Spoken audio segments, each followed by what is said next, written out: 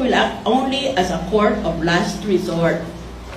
It acts only in exceptional cases where a court has failed to bring justice because that court is unwilling or unable to investigate and prosecute those who have the highest responsibility for the most serious crimes of concern to the international community.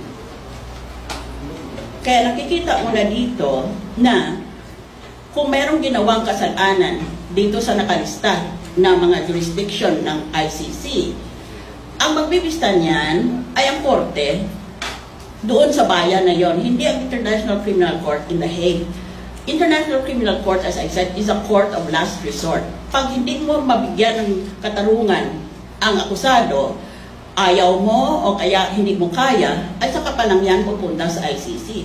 Kaya maling-mali yung mga pinagtatanong sa akin sa Senado. Kasi hindi sila marunong magbasa.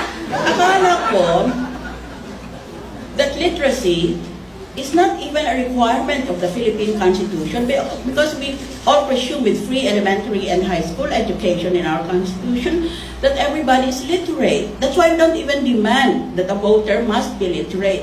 Eh, basahin mo lang, nakalagay naman maliwanag doon nang magbibista ang bansa kung saan nangyari yung mga krimen na sinasabi. Hindi naman iyan dadalhin kaagad sa The Hague. Kaya bakit tatanungin ako,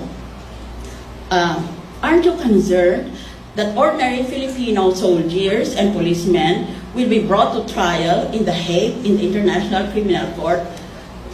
And I had to answer that question seriously. Ang gusto mo talagang sagutin ay, how about I just mash your teeth in? Tatangin pa ako.